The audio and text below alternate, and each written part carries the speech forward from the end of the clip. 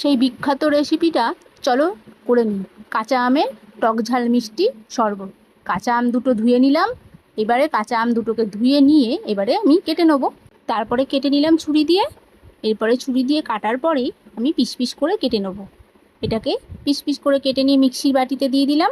তারপরে দিয়ে দিলাম পুদিনা পাতা আর দিলাম একটা ছোট্ট কাঁচা লঙ্কা। তারপরে দিয়ে দিলাম লবণ আর দিয়ে দিলাম আন্দাজ মতন চিনি আর দিয়ে দিলাম জিরে ভাজা আর দিয়ে দিলাম জল দিয়ে ভালো করে পেস্ট করে নিলাম। তারপরে আবার একটু ঠান্ডা জল দিয়ে দিলাম, একটু পাতলা করে নেবো। তারপরে আবারও ভাজা জিরে দিয়ে দিলাম। তারপরে বিট লবণ দিয়ে আরও ভালো করে গুলিয়ে নিলাম আর একটু দিয়ে দিলাম লেবুর রস। দিলে খেতে ভালো লাগে, গন্ধরাজ লেবু দিয়েছিলাম। তারপরে একটা প্লেটে চিনি ছড়িয়ে আর শুকনো লঙ্কার গুঁড়ো ছড়িয়ে আর একটু লবণ ছড়িয়ে নিয়ে আর কাঁচের গ্লাসের উপরে একটু জল মাখিয়ে ওটা মাখিয়ে নিলাম। দেখো দেখতেও সুন্দর লাগবে আর যখন শরবতটা খাবে বেশ মুখে পড়বে টক ঝাল মিষ্টি, খেতে কিন্তু দারুণ লাগবে।